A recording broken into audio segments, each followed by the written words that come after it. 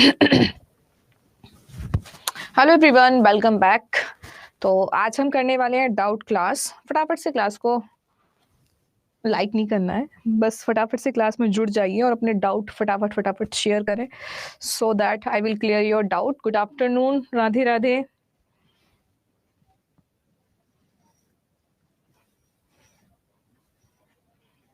Hello Nutan, Katyani.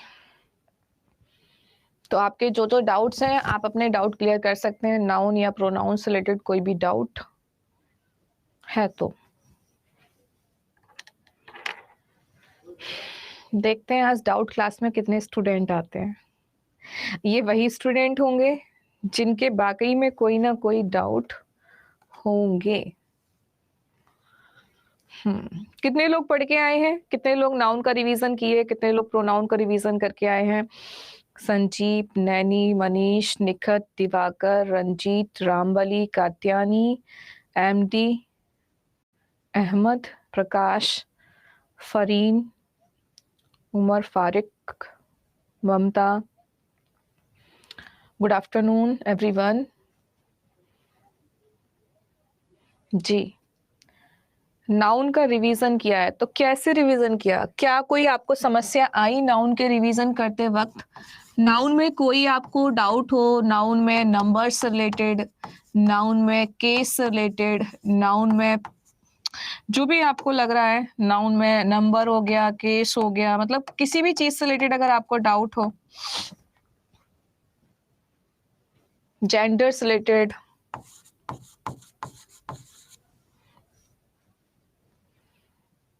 Ji good afternoon. Oh my God, Surabhi कह रही है मुझे एक बार फिर से नाउन बता दो। 1 घंटे की क्लास में तो ये पॉसिबल नहीं है, बट आई विल ट्राई कि हाँ आपको जो मैक्सिमम पॉइंट है मैं कराऊंगी। तो मैम पार्ट्स ऑफ स्पीच, मेरा तो नाउन और प्रोनाउन का क्लास ही मिस कर गया, बट और रिकॉर्डेड वीडियो अवेलेबल रहती है। Imran, case, okay. Modern noun लेके चलना है या ओल्ड? ट्रेडिशनल। आप लोग रिवीजन करने आए हो कि मैंने कहा है कि आज आपको डाउट पूछने हैं, मुझे पढ़ाना नहीं है। आज मैं रिवीजन का मैंने क्लास नहीं लगाया। आज डाउट, आपको कोई क्वेश्चन करने में दिक्कत आया हो? नहीं, 3 बजे क्लास नहीं, आप देख पा रहे हैं एक्स्ट्रा क्लास लगाई है मैंने।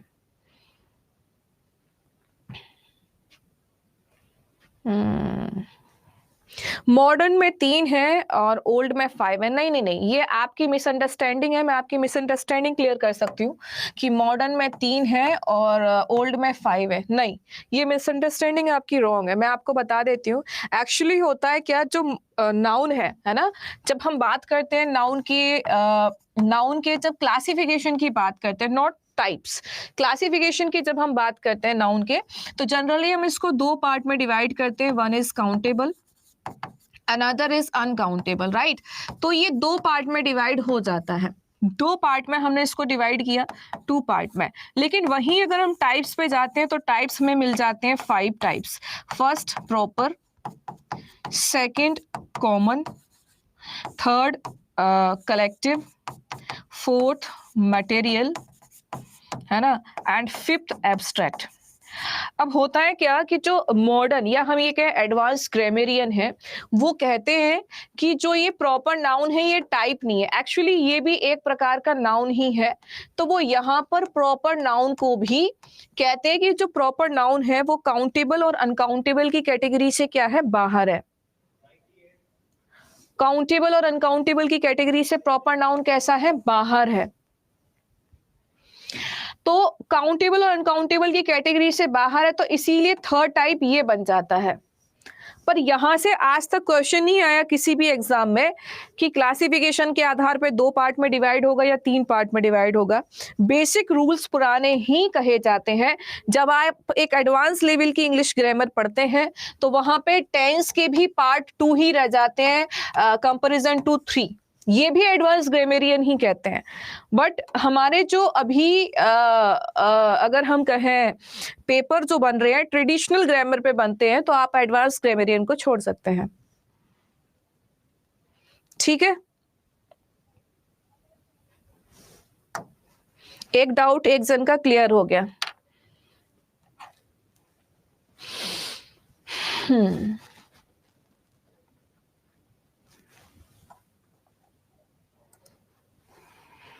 फरीन का एक क्वेश्चन है यहाँ पे, मैम रिपीटेशन ऑफ नाउन के साथ एपोस्ट्रोफी एस का यूज क्यों नहीं कर सकते?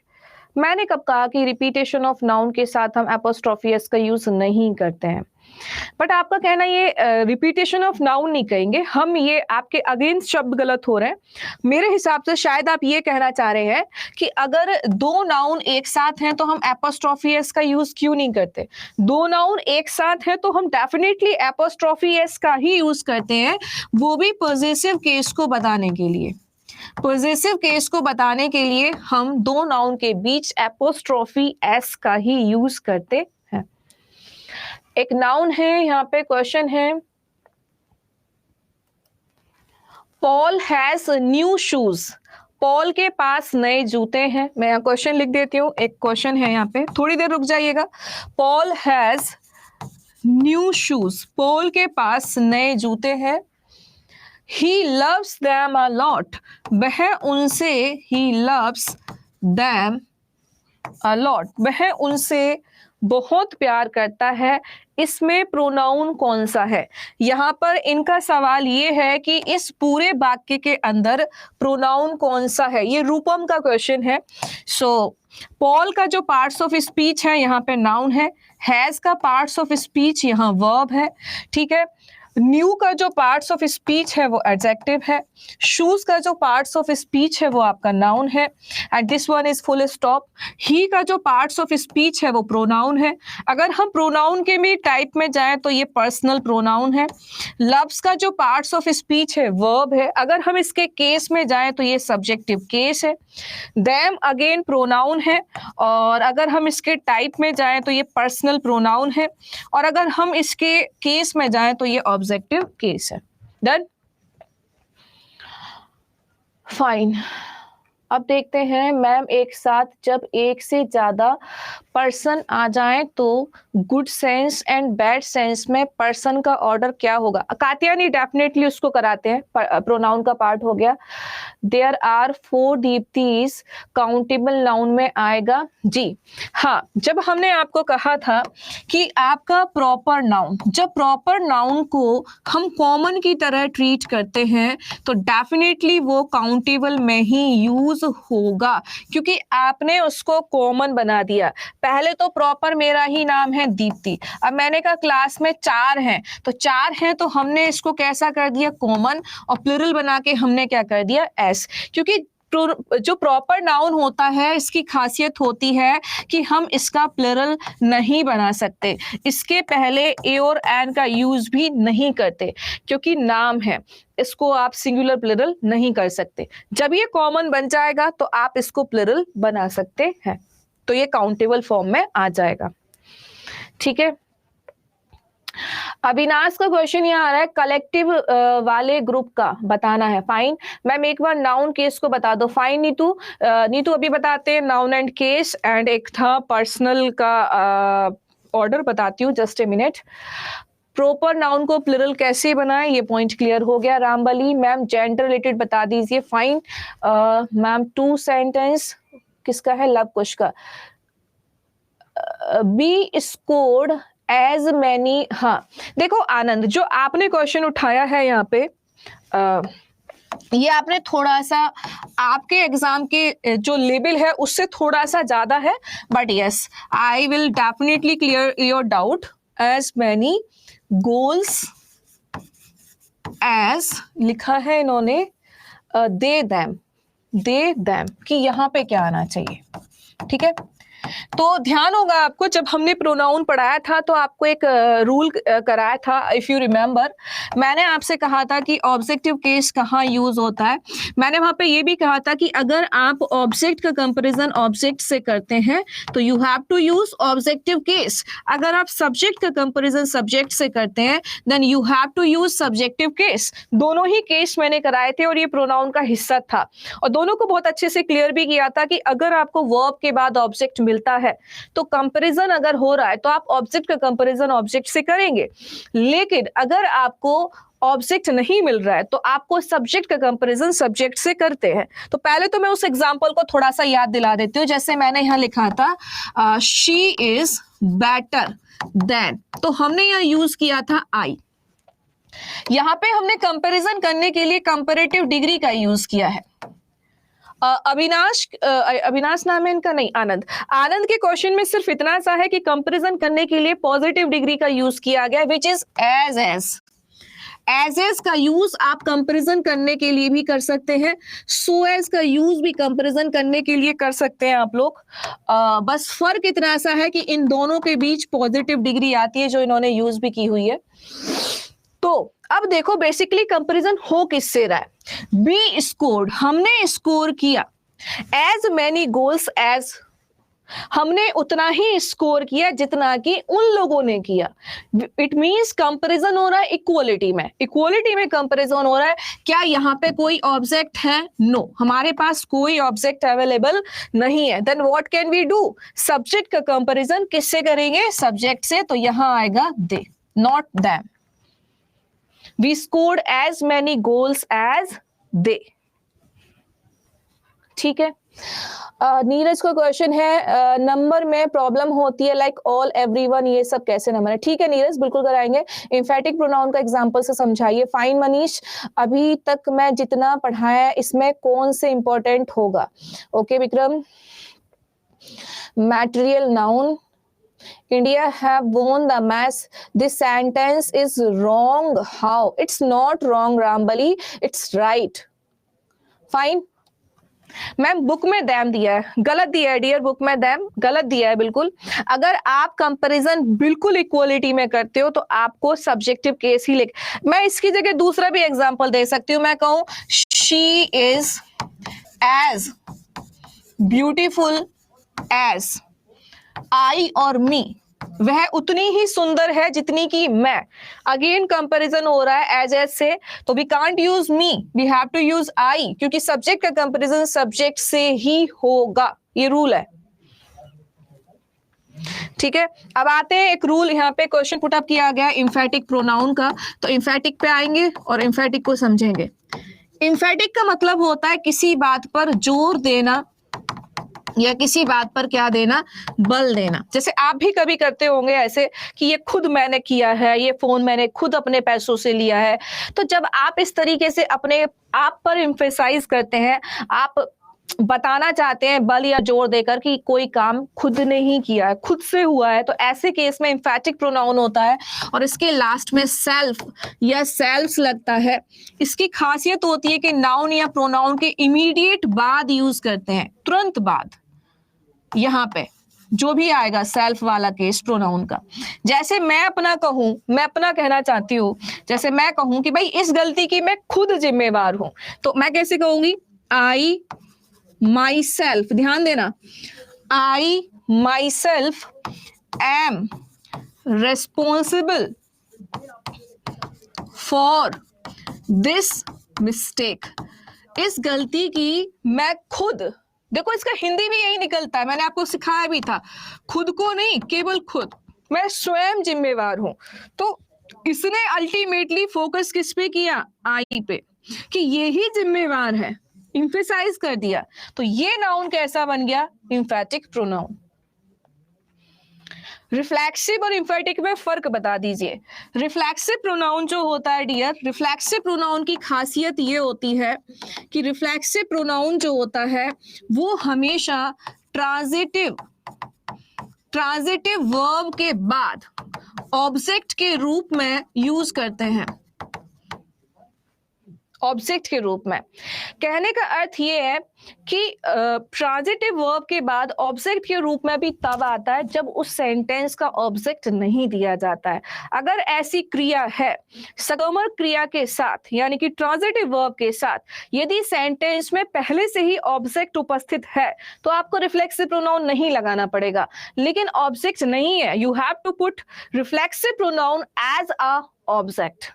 अगर सेंटेंस में ऑब्जेक्ट नहीं है तो आपको जबरदस्ती ट्रांजिटिव वर्ब के ऑब्जेक्ट के रूप में रिफ्लेक्सिव प्रोनाउन को रखना होता है। तो यहां से देखें, ट्रांजिटिव वर्ब पे हम चलते, जैसे मैंने कहा इंट्रोड्यूस, बहुत सारी लिखवाई थी, मैं यहाँ पे 2 ले लेती हूँ, इंट्रोड्यूस या एंजॉय। मैंने कहा she is enjoying at the party. अब इसमें ढूंढ के दिखाओ ऑब्जेक्ट कहाँ है, वेयर इज द ऑब्जेक्ट। बिल्कुल आते हैं आपके पॉइंट पर अविनाश एंड मनोज। मैम आप 20 से 30 क्वेश्चन दीजिए, पीछे का क्लियर हो जाएगा। 20 क्या, मैंने तो 100 क्वेश्चन दे दूंगी मैं आपको, मुझे कोई दिक्कत नहीं है, ठीक है, नो इश्यू, बिल्कुल दे देंगे आपको क्वेश्चंस। प्रीति जेंडर बता देंगे। आनंद आपका डाउट क्लियर हो गया डियर? अरे ऑब्जेक्ट बताओ, इस सेंटेंस में ऑब्जेक्ट कौन सा है? यू हैव टू फर्स्ट आपको ये पता होना चाहिए कि ऑब्जेक्ट क्या आप पहचान पाते हो वाक्य के अंदर? Ma'am when will be practice as per exam syllabus, की प्रैक्टिस कब करेंगे एग्जाम के सिलेबस के हिसाब से? प्रैक्टिस तो आप साथ साथ ही करोगे ना। मैटेरियल नाउन, ठीक है माही, ठीक है फाइन। आनंद अगर आपका रूल क्लियर है तो आप बुक्स पे मत जाइए, अगर आपके कॉन्सेप्ट क्लियर है तो बुक्स में कई बार गलत भी दे दिया जाता है। दैट्स वाई एक बार मैंने बोला था कि ल्यूसेंट की थ्योरी मत पढ़ना, एग्जाम्पल कर लेना, इसमें रीजन ये भी था एक। एट द पार्टी, तो तुम लोगों ने कह दिया एट द पार्टी। अगर मैं तुमसे ये पूछ रही थी कि इस वर्ब का ऑब्जेक्ट क्या है, अब तुमने कहा कि द पार्टी या वो जो भी है एट द पार्टी, तो फिर मुझे ये बताओ यहाँ पे कि जो ये प्रेपोजिशन है इसका ऑब्जेक्ट कहाँ है? प्रेपोजिशन का, दीपक हाउ कैन यू से सो कि शी ऑब्जेक्ट है? दिस इज वेरी क्लियर कि ये सब्जेक्ट है। मनोज ने सही आंसर किया, सबने आंसर कर दिया पार्टी।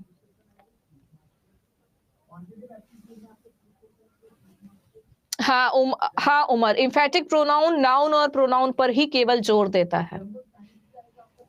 एंजॉय तो डियर क्रिया है, ये तो वर्ब है, आप इसको कैसे ऑब्जेक्ट बोल सकते हो? क्या कर रहे हो आप लोग? ये तो क्रिया है भाई, इसके साथ आईएनजी फॉर्म आ रहा है, ये तो खुद वर्ब है। मुझे जानना है कि प्रेपोजिशन का ऑब्जेक्ट कहाँ है। भाई ये प्रेपोजिशन है, ये इसका ऑब्जेक्ट था। मैंने आपको सिखाया था प्रोनाउन में कि ऑब्जेक्ट जो होता है वर्ब का होता है, प्रेपोजिशन का होता है, लेट का होता है और कंपैरिजन में। तो ये द पार्टी आ रहा था, ये प्रेपोजिशन का ऑब्जेक्ट था, वर्ब का नहीं था। वर्ब का कैसे कह दोगे जब एट लग गया? तो कह ही नहीं सकते आप। सो अल्टीमेटली यहां पर इस वर्ब का कोई भी ऑब्जेक्ट था ही नहीं। अल्टीमेटली यहां पर इस वर्ब का कोई भी ऑब्जेक्ट था ही नहीं, क्योंकि ये हो गया सब्जेक्ट, ये होगी पूरी वर्ब, ये पूरा का पूरा जो सेक्शन है ये है प्रेपोजिशन और ये इसका ऑब्जेक्ट है। तो हम इसको पूरे को कह सकते हैं प्रेपोजिशनल फ्रेज, है ही नहीं इसका ऑब्जेक्ट। जब ऑब्जेक्ट नहीं है तो ये जो वर्ब है ये है एंजॉय, कैसी वर्ब है? ट्रांजिटिव, इसको तो ऑब्जेक्ट चाहिए, नहीं यूज करोगे गलत होगा।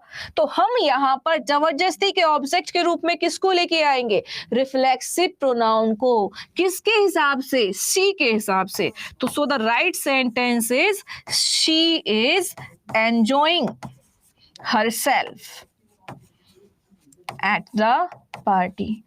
वह स्वयं को, वह खुद को पार्टी में एंजॉय कर रही है। खुद को, यहां पे को लग जाता है, खुद को या स्वयं को।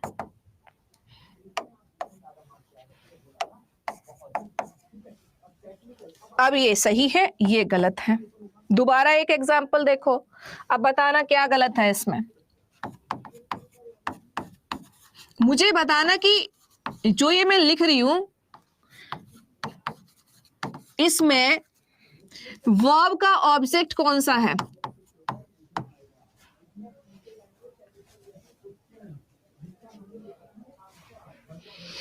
Late takes objective case dear Anand, use me. Obviously आपको ही पहचानना होगा, यही तो एग्जाम है।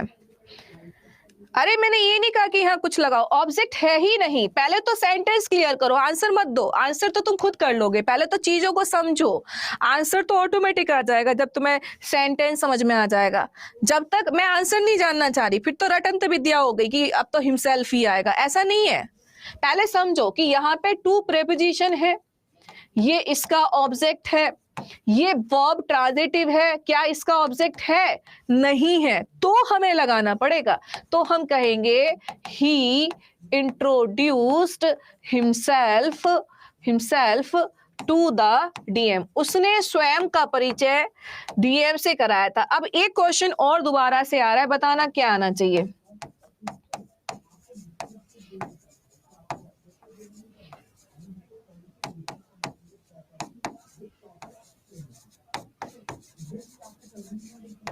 अब मुझे बताओ, यहां जो ये क्रिया दी गई है, क्या इसका ऑब्जेक्ट है? आनंद को मत सिखाओ, आनंद को कि आई होगा। How can you use I?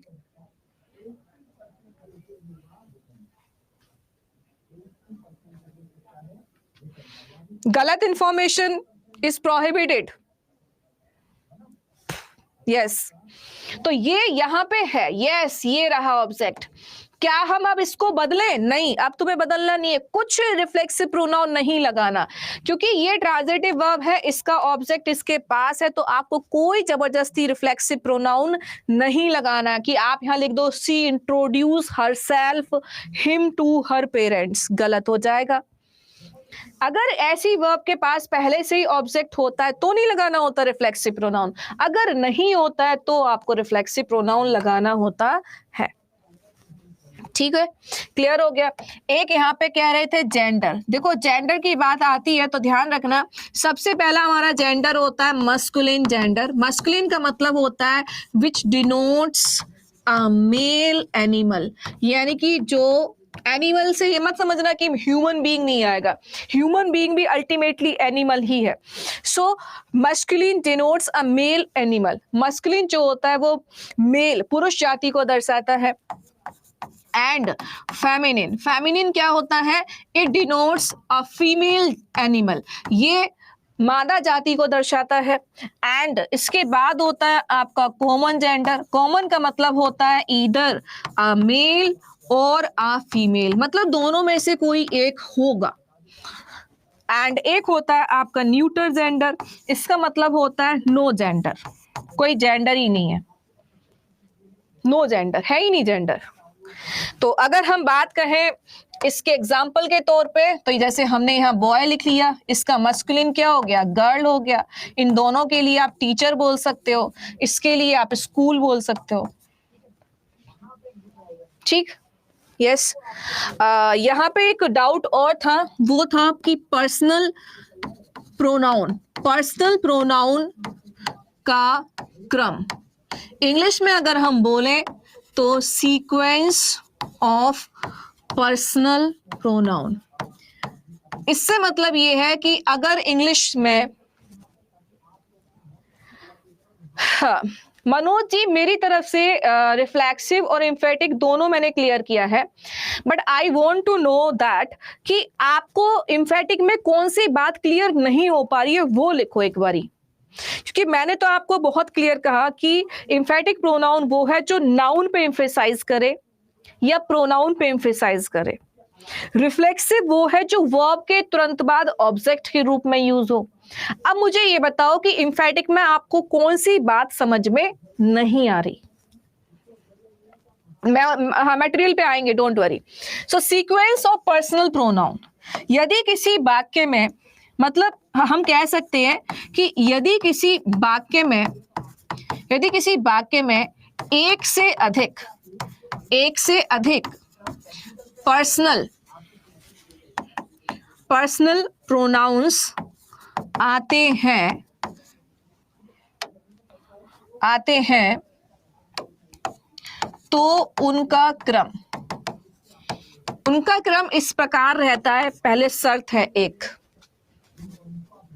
पहली शर्त यह है कि यदि पॉजिटिव सेंस है तो 231 क्रम लगेगा। 2 से मतलब क्या है यहाँ? 2 से मतलब सेकंड पर्सन, 3 से मतलब थर्ड पर्सन एंड 1 से मतलब फर्स्ट पर्सन। तो 231 सीक्वेंस यूज करेंगे। ठीक है, अब देख लो कैसे। पर्सन कौन कौन से होते हैं? I, we, you, he, she, it, they, ये सारे पर्सनल प्रोनाउन होते हैं। जैसे मैंने एग्जांपल के तौर पे लिखा,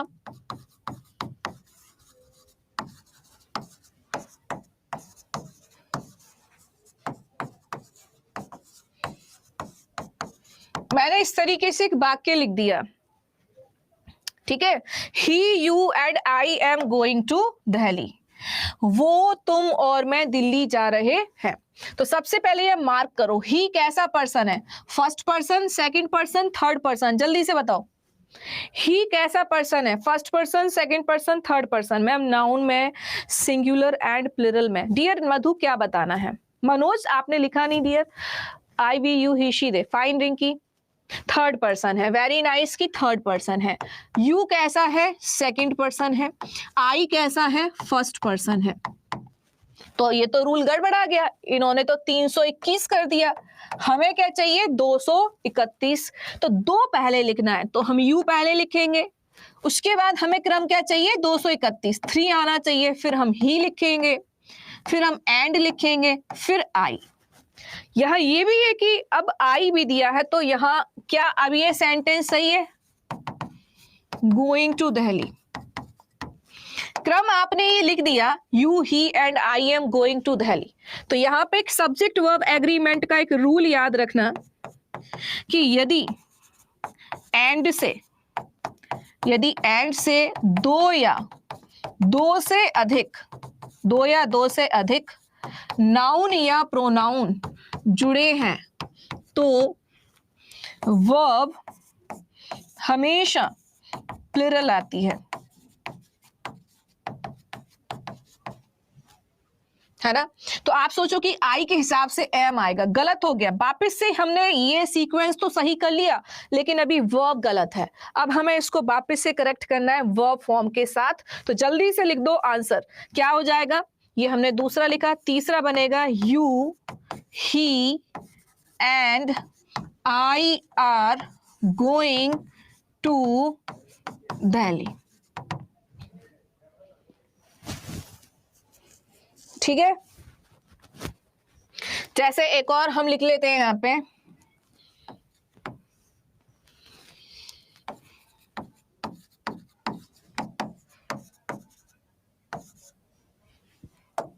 अब इसको करेक्शन करके आपको करना है।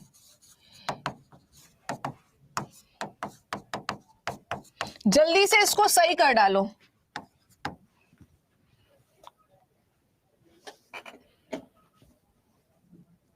How can we identify reflexive or emphatic in any sentence? Nice, okay. तो देखो, अगर आपको किसी भी सेंटेंस में emphatic पहचानना है, मैं अभी आपको एग्जांपल देती हूँ, इसको कंप्लीट करके फिर एग्जांपल देते हैं, आप खुद ही आंसर करोगे। चलो, तो आपने कहा कि इसके प्लेस पे आर आना चाहिए। क्या ये अब सही है? क्या अब सही है सेंटेंस? दोबारा से देख लो। Me and Ram are going to join politics. मैं और राम पॉलिटिक्स ज्वाइन करने जा रहे हैं। Well done Neetu. गणेश ठीक किया, बट एक पॉइंट लैग कर गए आप, दोबारा सोचिए। हमें नाउन को बदलने की आवश्यकता नहीं है प्रोनाउन में। अगर सेंटेंस में हमें किसी का नाम दिया है, we can't change into he as a subject. Yes, तो हम यहाँ पे सबसे पहले तो हम चेक करते हैं कि केस गलत दिया हुआ है। पहले तो ये आई होना चाहिए था कि आई एंड राम। दूसरा इनका सीक्वेंस चेक करो, अगर दो भी आए हैं तो कह रहा है अगर पॉजिटिव सेंस है तो 231 आना चाहिए। चलो सेकंड पर्सन नहीं दिया, पर तीसरा और पहला तो दिया है। ये पहला है और ये तीसरा है। इन्होंने क्रम क्या कर दिया 1 3। हमें क्या चाहिए 3 और 1, तो हम लिखेंगे राम एंड आई। अब गड़बड़ मत करना कि आई के हिसाब से एम आएगा, नहीं, एंड से दो प्रोनाउन जुड़े हैं तो वर्ब तो प्लूरल ही आएगी।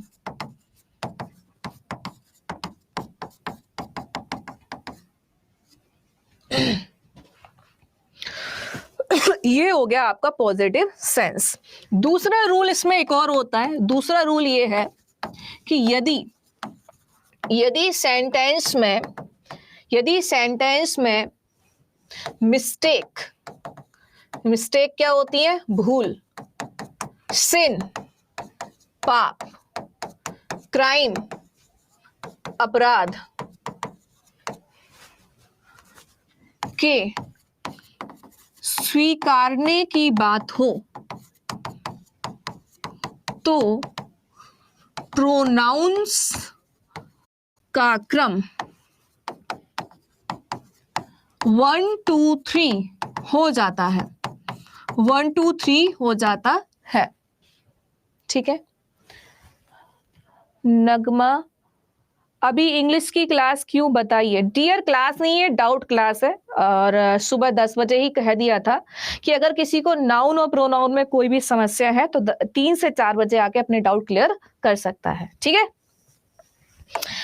तो मैंने कहा कि यदि किसी वाक्य में भूल को स्वीकारने की बात हो रही है कि उससे गलती होगी, वो एक्सेप्ट कर रहा है, उससे पाप हो गया वो एक्सेप्ट कर रहा है, अपराध हो गया वो एक्सेप्ट कर रहा है, तो ऐसे केस में एक से ज्यादा प्रोनाउंस हैं तो आपको क्रम लिखना होगा 1 2 3। ठीक है। सो देखो यहां से कैसे, मैंने यहां लिखा एक सेंटेंस,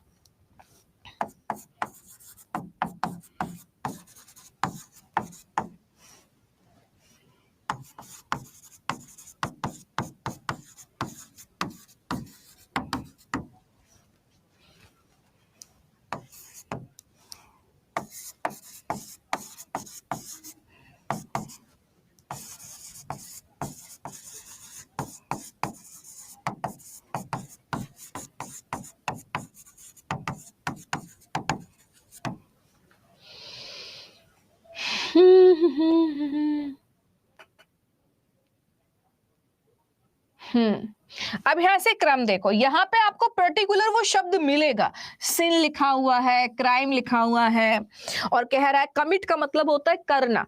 सो कह रहा है he you and I committed a sin, हम मुझसे तुमसे और उससे पाप हो गया था, है ना।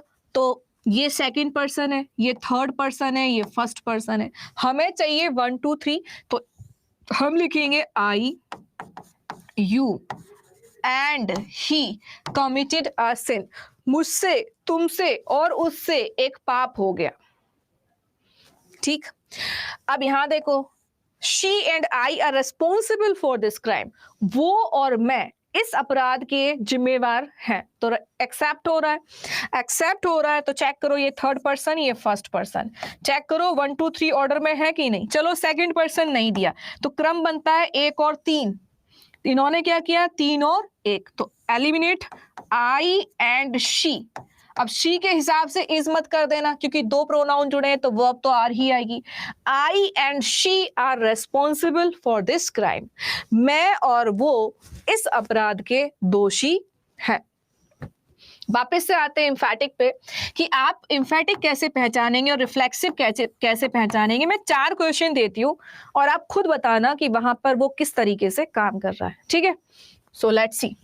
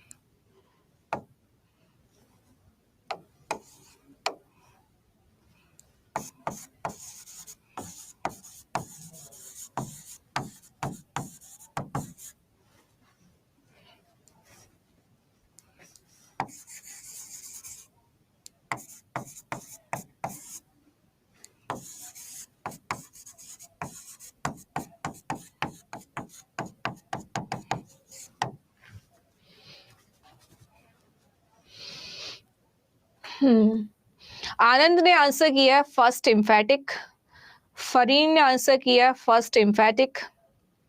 फाइन, देखो बहुत सिंपल सा फंडा है, अगर आपको प्रोनाउन के तुरंत बाद मिल जाए तो ये बन जाएगा एम्फेटिक।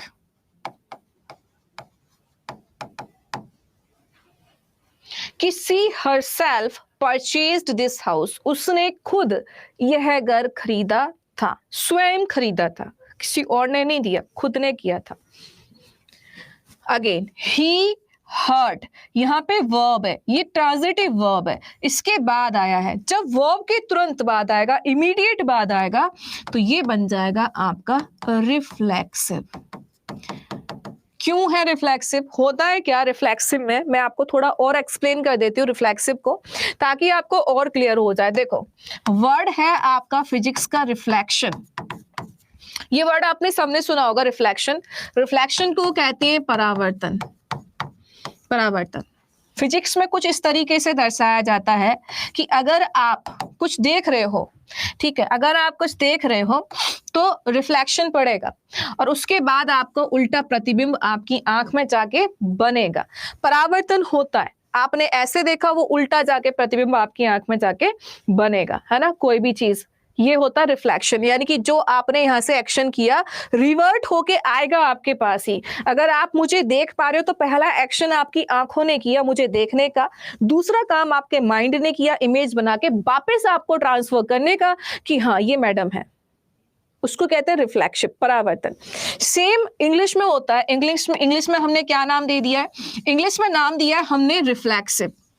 इंग्लिश में जो हमने नाम दिया है ये रिफ्लेक्सिव, इसका मतलब क्या है? मैंने कहा आपसे कि ये ट्रांजिटिव वर्ब के तुरंत बाद ऑब्जेक्ट के रूप में आता है। क्यों है ऐसा? ऐसा इसीलिए, जैसे मैंने कहा ही हर्ट हिमसेल्फ, ही हर्ट हिमसेल्फ, तो जब ये रिफ्लेक्सिव क्यों कहते हैं इसको? रिफ्लेक्सिव इसलिए कहते हैं कि ही ने जो काम किया, ही ने क्या काम किया? हर्ट किया। हर्ट मतलब खुद को चोट पहुंचाया या दुख पहुंचाया। ये जो इसने क्रिया की, ये सब्जेक्ट है, इसने ये जो क्रिया की, इसका जो भी परिणाम रहा ये खुद ही बन गया। अब ये सोचो कि इसने हर्ट किसको किया? बताओ किसको किया? इसके एक्शन किसी और पे नहीं गए। अल्टीमेटली सब्जेक्ट और ऑब्जेक्ट एक ही पर्सन है, वन पर्सन। तो होता है क्या कि ये जो वर्ब होती है, ये वर्ब जो होती है एक्चुअली ये रिफ्लेक्ट होती है, वापस से इसका रिजल्ट इसी को मिल जाता है। ये जो काम करता है इसका रिजल्ट वापस से ही इसी को मिल जाता है। ही हर्ट हिमसेल्फ, उसने स्वयं को हर्ट किया था। अगर मैं इस सेंटेंस को ऐसे लिखती, ही हर्ट मी, उसने मुझे किया था, अब तो जरूरत ही नहीं है कि यहाँ पर ये जो ट्रांजिटिव वर्ब है वापस से रिफ्लेक्ट होके यहाँ ये आ ही नहीं रही, क्योंकि इसको इसका ऑब्जेक्ट मिल गया। जब ऑब्जेक्ट मिल जाएगा तो ये रिफ्लेक्ट नहीं होगी, लेकिन अगर इसको ऑब्जेक्ट नहीं मिलेगा तो ये रिफ्लेक्ट होगी, और अगर रिफ्लेक्ट होगी तो इस सब्जेक्ट के अकॉर्डिंग क्या आ जाएगा यहाँ पे? हिमसेल्फ। अब क्लियर हुआ कि रिफ्लेक्सिव और एम्फेटिक में क्या फर्क है? यही फर्क है कि जो भी हम कार्य करते हैं उसका असर वापस से उसी पर्सन पे आ जाता है। कार्य का असर होता है, कार्य का असर वो जो भी व्यक्ति है, जो भी कार्य कर रहा है, उसका असर उस पे ही पड़ता है। जैसे मैंने एक सेंटेंस मैंने यहाँ पे लिखा, मैंने कहा कि मैंने जैसे यहाँ पे लिखा कि सी इंट्रोड्यूस्ड हिम, उसने उसके परिचय दिया था, तो यहाँ पे रिफ्लेक्शन आ ही नहीं रहा।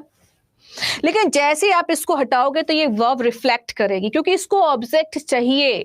जैसे माइनस नहीं होता कि अगर आप माइनस को माइनस पे जोड़ोगे तो रिवर्ट करेगा, लेकिन जैसे ही प्लस आएगा तो ये चिपक जाएगा। तो जब तक इसको इसका ऑब्जेक्ट नहीं मिलेगा तब तक ये ऐसे ही रिफ्लेक्ट करेगी। तो रिफ्लेक्ट करेगी तो यहां पे आएगा, इसके हिसाब से क्या मिल जाएगा? हरसेल्फ। सी इंट्रोड्यूस्ड हरसेल्फ, उसने स्वयं का परिचय करा दिया था। If object is not present, आप, हाँ बिल्कुल यही इसका सेंस, यही सेंस है कि अगर आपके सेंटेंस में ऐसे नहीं कहेंगे सेंटेंस में, स्पेशली क्योंकि दोनों टाइप की वर्ब होती है, ट्रांजिटिव वर्ब होती है और इंट्रांजिटिव वर्ब भी होती है, कुछ सकर्मक क्रिया होती है, कुछ अकर्मक क्रिया होती है। तो यहाँ पे स्पेसिफिक वर्ब इसलिए मैंने कहा था कि जितनी भी ट्रांजिटिव वर्ब होंगी अगर उसका ऑब्जेक्ट सेंटेंस में नहीं दिया है तो आपको जबरदस्ती के ऑब्जेक्ट के रूप में रिफ्लेक्सिव प्रोनाउन का यूज करना पड़ता है। That's all about reflexive pronoun.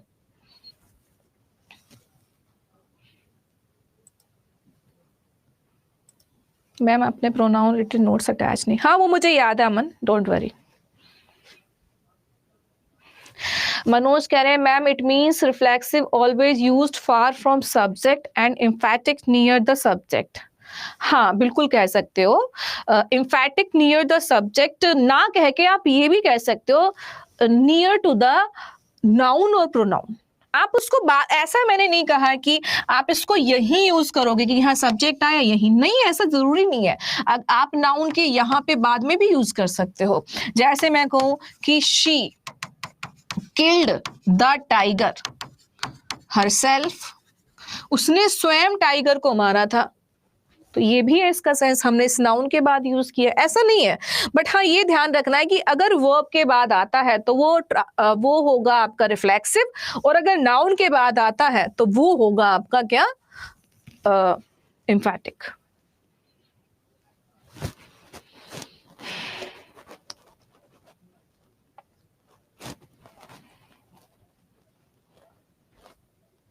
एक क्वेश्चन यहाँ पे तवरेज का है, एग्जाम मोड में रिफ्लेक्सिव एंड एम्फैटिक प्रोनाउन का एग्जाम्पल बताइए।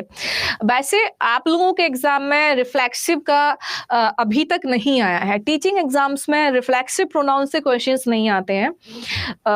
ये स्पेशली आते हैं एसएससी एग्जाम्स में, बैंक एग्जाम्स में, स्पेशली सीजीएल सीपीओ इनमें आपको देखने को मिलेंगे या फिर LIC AAO या फिर डिफेंस एग्जामिनेशन में आपको रिफ्लेक्सिव प्रोनाउन से मिल सकते हैं। बट टीचिंग एग्जाम्स में क्वेश्चन जो आता है वो आपका जनरली आता है एक पॉइंट जो मैंने कहा भी था, विच इज कि रिफ्लेक्सिव और जो एम्फैटिक प्रोनाउन है उसको आप उसको सब्जेक्ट के रूप में यूज नहीं कर सकते। सो मेनी टाइम्स यहीं से क्वेश्चन बना है और मैं आपको लिख के देती हूँ कैसे आता है।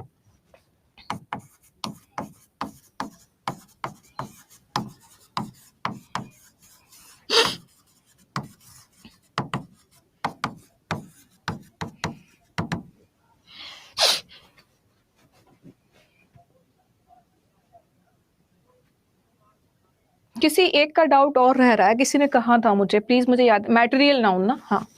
Mohan and myself are going to Delhi. अब आपको सोचना है कि यहाँ माई सेल्फ आएगा भी या नहीं आएगा, क्योंकि ये रिफ्लेक्सिव है, इसकी दो ही कंडीशन है, या तो ये वर्ब के तुरंत बाद आए या नाउन के तुरंत बाद आए। नाउन के बाद आएगा तो एम्फैटिक कहलाएगा, वर्ब के बाद आएगा तो रिफ्लेक्सिव कहलाएगा। लेकिन सब्जेक्ट तो नहीं बनता है, और सब्जेक्ट नहीं बनता है तो सबसे पहले तो इसको कन्वर्ट करो सब्जेक्ट में, क्योंकि हमें केस या सब्जेक्टिव ही चाहिए। अब ऑर्डर भी चेक करो कि क्या इसका ऑर्डर सही है, क्रम सही है।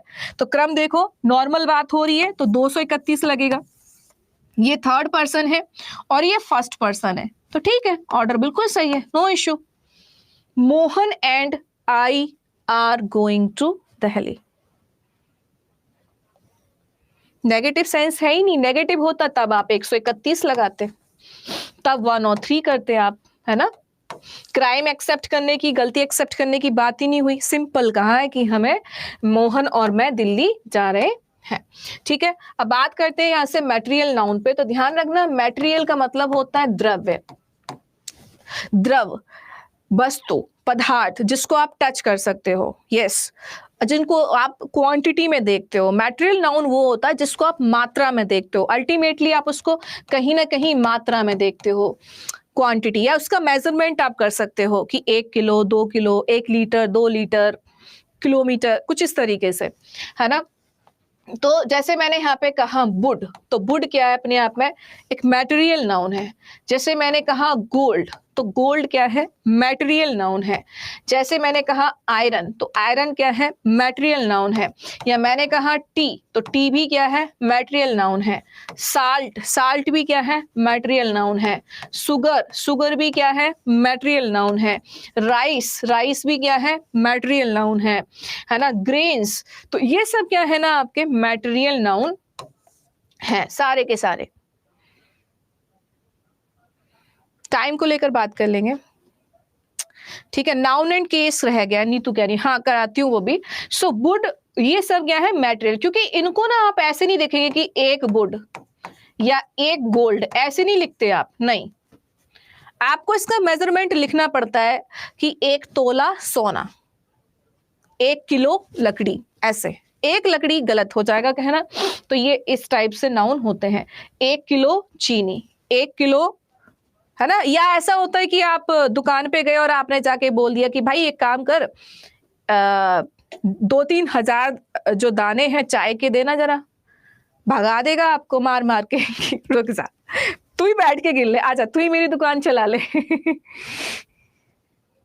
क्या बात है, कैसी बातें कर रहे हो भाई? 2-3 हजार दाने, ये क्या मतलब है? तो आप वहां पे क्वांटिटी में देखते हो, जब भी चीजों को क्वांटिटी में देखते हैं तो वहां वो ऑटोमेटिक मटेरियल बन जाता है। ये बात ध्यान रखना, जब जब आप चीजों को क्वांटिटी में लेके जाएंगे वो ऑटोमेटिक मटेरियल बन जाएगा, ठीक है। ओके, किसी ने एक और पॉइंट, नाउन एंड केस, हाँ नाउन एंड केस देख लीजिए। अगर हम इंग्लिश में कहें, अगर हम नाउन में डिवीजन करें केस का, प्रोनाउन में तो आपने देखा था 4 होते हैं, नाउन सॉरी प्रोनाउन में आपने देखा था 3 होते हैं, लेकिन नाउन में 4 होते हैं। तो नाउन में अगर हम केस का डिवीजन करेंगे, so there are 4 types of case, there are 4 types of case. Case 4 प्रकार के होते हैं। पहला होता है हमारा, इसका नेम होता है नॉमिनेटिव, एक्चुअली नेम यही है, नॉमिनेटिव। नॉमिनेटिव जिसको आप सब्जेक्ट के नेम से पुकारते हो, सब्जेक्टिव। सेकंड होता है आपका एक्यूजेटिव, जिसको आप ऑब्जेक्ट के नेम से पुकारते हो। थर्ड होता है आपका जेनेटिव, जिसको आप पॉजेसिव केस के नेम से पुकारते हो, है ना। And fourth one is vocative, इसको यही नेम से जानते हैं। तो ये 4 प्रकार के केस होते हैं, 4 प्रकार के केस होते हैं, ठीक है। नॉमिनेटिव केस वो होता है जब कोई भी शब्द वर्ब के सब्जेक्ट के रूप में कार्य करता है। जब कोई शब्द वर्ब के सब्जेक्ट के रूप में कार्य करता है तो इन दोनों के बीच जो केस लगता है वो लगता है नॉमिनेटिव। अगर कोई वर्ब के साथ ऑब्जेक्ट के रूप में कार्य करता है तो वहां केस लगता है एक्यूजेटिव, यानी कि कर्म कारक। यदि कोई शब्द नाउन से नाउन के बीच कोई रिलेशन बताना होता है तब बनता है पॉजेसिव केस, जहां पर हम यूज करते हैं एपोस्ट्रोफी एस या ऑफ। समटाइम्स नाउन से प्रोनाउन के बीच भी कैसा लगता है? पॉजेसिव केस लगता है। वोकेटिव केस भी जो होता है वो नाउन को ही, नाउन के लिए ही ये भी लगाया जाता है, बट ये एग्जाम में आता नहीं है तो ये सिलेबस से आउट है। इन तीनों में से देखने को मिल जाते हैं और मोस्ट प्रोबेबली आपके एग्जाम में पॉजेसिव भी नहीं आता, सब्जेक्टिव और ऑब्जेक्टिव सबसे ज्यादा आता है। अगर आपको किसी भी सेंटेंस में सब्जेक्ट ढूंढ के निकालना है तो आप एक काम कर सकते हैं, वर्ब से पहले हु क्वेश्चन पुट अप करेंगे तो आपको सब्जेक्ट मिल जाएगा। अगर आपको ऑब्जेक्ट ढूंढना है तो whom अगर सब्जेक्ट पुट अप करेंगे वर्ब से पहले तो आपको ऑब्जेक्ट मिल जाएगा। यदि किसी वाक्य में आपको पॉजेसिव केस पता करना है तो वर्ब से पहले whose क्वेश्चन पुट अप करेंगे तो आपको मिल जाएगा पॉजेसिव केस। इनके तीनों के एग्जाम्पल यही देख लेते हैं। जैसे मैंने कहा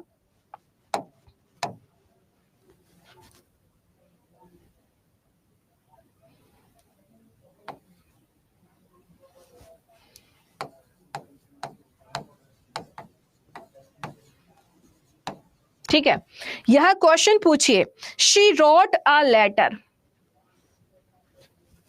किसको पत्र लिखा था?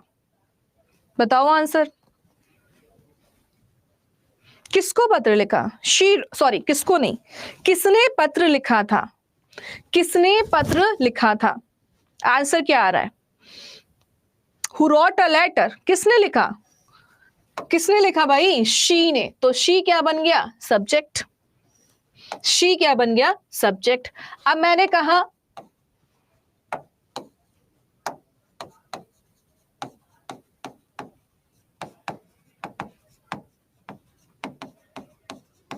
ठीक है, अब मैं यहां पे क्वेश्चन पुट अप कर रही हूं। घोड़े ने किसको लात मारी थी? किसको? हिंदी में यहां पे आ जाएगा किसको, हुम के लिए। यहां आ जाएगा किसने, हु के लिए। घोड़े ने किसको लात मारी थी? जॉन को। तो जॉन क्या हो गया? ऑब्जेक्ट। और दोबारा अगर आप ये पूछते कि किसने लात मारी थी जॉन को, तो घोड़ा। तो घोड़ा क्या हो गया? सब्जेक्ट। अब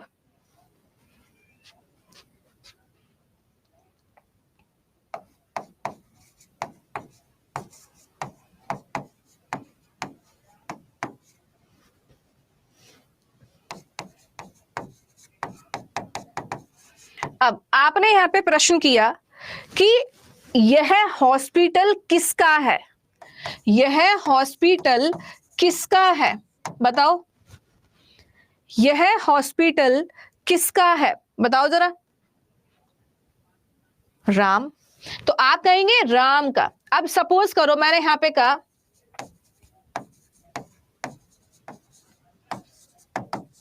अब मैंने यहां दोबारा क्वेश्चन पुटअप किया कि वो किसकी बहन है? वो किसकी बहन है? वो किसकी बहन है? क्या आंसर मिल रहा है आपको?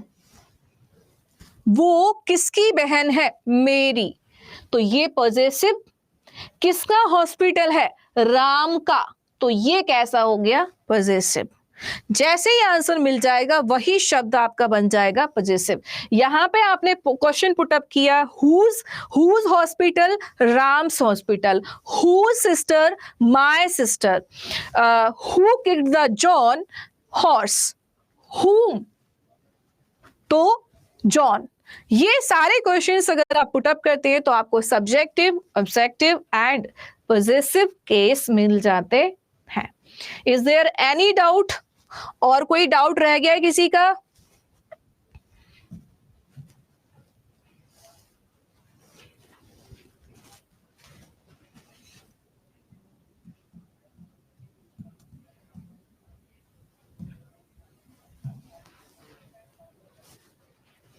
मैम एडजेक्टिव पॉजेसिव होता है क्या? यस, क्यों नहीं, बिल्कुल होता है।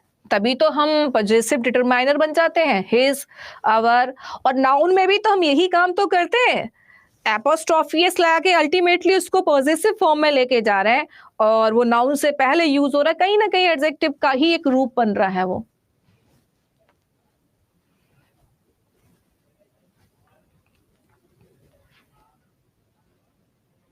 ऑफिस कॉमन नाउन है। देखो, तुमको कॉमन नाउन और कलेक्टिव नाउन में कंफ्यूजन हो सकती है, ठीक है। समटाइम्स मैटेरियल नाउन में भी कंफ्यूजन हो सकती है। जैसे मैंने भी दो क्वेश्चन थे जहां पे मैंने अभी इग्नोर किया। इग्नोर ये था कि किसी एक स्टूडेंट ने कहा 1 kg एप्पल या बनाना वॉट, कि उसका तात्पर्य ये था कि एप्पल और बनाना को अब हम कहाँ लेके जाएं, whether it is common noun और मटेरियल नाउन, है ना। तो इस टाइप के जो क्वेश्चंस कंफ्यूजिंग होते हैं, वैसे इस टाइप के एग्जाम में कभी आते नहीं है क्वेश्चंस, बट आपको इसको बहुत ज्यादा कंफ्यूजन क्रिएट नहीं करना है, आपको उतना ही पढ़ना है जितना एग्जाम के हिसाब से आए। हाँ, रही बात कि कॉमन या मटेरियल है, तो कुछ नाउन दोनों तरीके से काम करते हैं, डिपेंड करता है कि वो यूज कैसे हो रहा है। फॉर एग्जाम्पल, मैंने कहा कि वहां 5 सेब हैं, तो सेब कॉमन हो गया, देयर आर 5 एप्पल्स। लेकिन अब हमने कहा 5 kg, तो वहां मटेरियल हो गया 5 किलो। बस इतना सा फर्क है। जब आप उसको क्वांटिटी में ले जाओगे उसी ऑब्जेक्ट को, ऑटोमेटिक मटेरियल बन जाएगा। उसी को आप अगर नंबर्स में लेके जा रहे हो, गिन पा रहे हो, तो वो कॉमन बन जाएगा। क्योंकि कॉमन नाउन ही ऐसा होता है जिसको हम क्या कर लेते हैं, गिन लेते हैं, है ना। मैं भूल जाऊंगी शेयर करना, so just wait for a minute.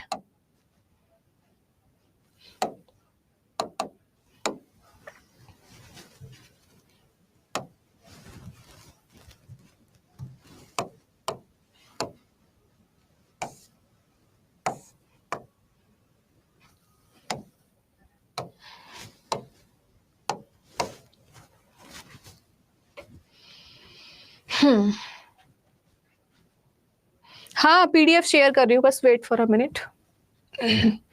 तो अब आपको क्या करना है, आज आपको अपनी डाउट क्लास का महत्व तो समझ में आ गया होगा। 100 अराउंड हमारे स्टूडेंट रहे आज क्लास में, तो आज आपको अपनी डाउट क्लास का इंपॉर्टेंस समझ में आ गई होगी। बहुत पहली बार जब हम डाउट क्लास करते हैं तो हमें समझ नहीं आता करना क्या है।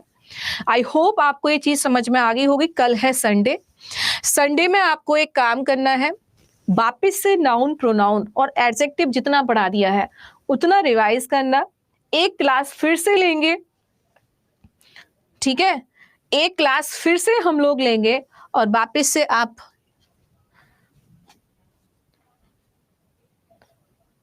ठीक है, क्लियर हो गया।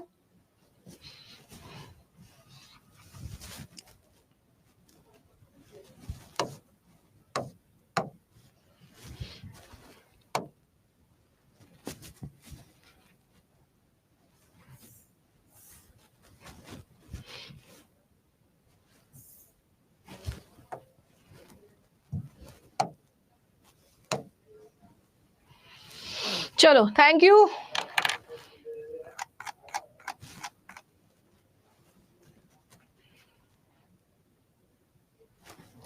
शिफा कह रही हैं कि मैम आप लोग अलग अलग फोल्डर में अपना वीडियो डालिए, what does it mean? Many many thanks ma'am, your intensive is positive. Thank you Manoj. Ma'am class नहीं अटेंड की पाया, पीडीएफ से समझ जाऊंगा। ट्राई करना पीडीएफ से समझने का, बाकी क्लास रिकॉर्डेड है तो जब समय मिल जाए एक बार रिकॉर्डेड देख लेना। और अगर फिर भी समझ में ना आए तो जिस दिन हम डाउट क्लास ले उस दिन उन टॉपिक्स को अच्छे से पढ़ के दोबारा पूछ लेना। मैं कहीं गई थोड़ी हूँ, यही हूँ। अमन, आपका क्वेश्चन मैं देख नहीं पाई, सॉरी फॉर दैट। अगर आप दोबारा लिख दे। मैम आपने मेरा जवाब नहीं दिया। मैम कलेक्टिव ग्रुप का 2 मिनट ओवरव्यू, कलेक्टिव का ठीक है, फिर एक काम करते हैं, नेक्स्ट क्लास में आपको कलेक्टिव नाउन फिर से कराते हैं।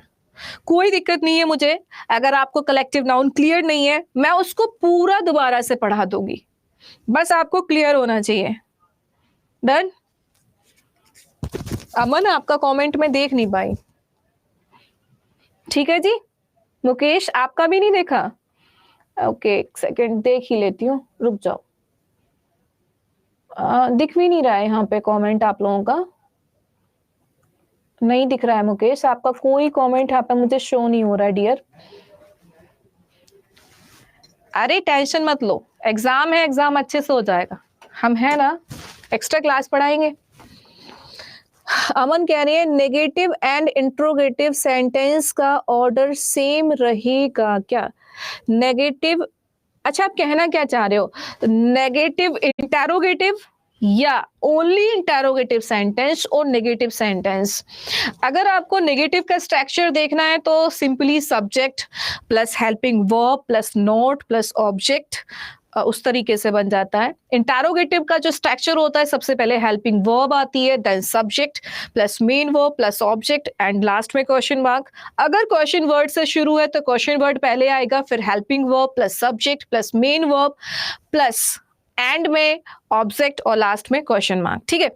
अगर आपको सेंटेंस का इंटेरोगेटिव का नेगेटिव बनाने में इशू है तो मैं आपको नेक्स्ट डाउट क्लास में ये भी क्लियर कर दूंगी, ठीक है, क्योंकि अभी टाइम हो गया है, दूसरा टीचर आने वाले हैं, एग्जाम भी है नेक्स्ट मंथ। कोई परेशान नहीं होना है, मैं एक्स्ट्रा पढ़ाऊंगी आपको, परेशान मत हो।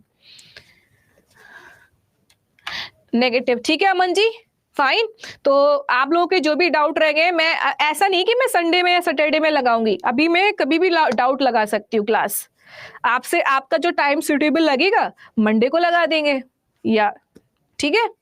चलो तब तक आप पढ़िए अच्छे से, और बाय बाय, टेक केयर। आप सभी से मिलते हैं, मंडे को मिलेंगे और आपसे 10 बजे बातें करेंगे, और आप बताना कितना क्या आप एक्स्ट्रा पढ़ना चाहते हैं, वो 1 घंटा एक्स्ट्रा आपको पढ़ा देंगे। ओके, चलो ठीक है। शिफा, एक फोल्डर में एक ही इंग्लिश का video.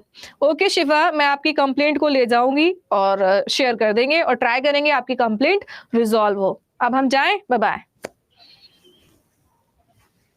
Take care. Pronoun PDF बना के लेके आऊंगी अमन, वो बनी हुई नहीं है ना मेरे पास, मैं कभी नोट्स बने हुए नहीं रखती, बना के लाती हूँ। ठीक है, ओके बाय बाय। अब आपको क्या करना है, 5 स्टार कल ऑफ रहेगा, हाँ ठीक है। Bye everyone, take care. पढ़ाई जरूर कर लेना। Okay, now do whatever you want to do, don't forget your goal, don't forget your aim, look after your parents, take care yourself, और हंसते रहो, मस्त रहो। Take care, bye bye, thank you दिल से। पीडीएफ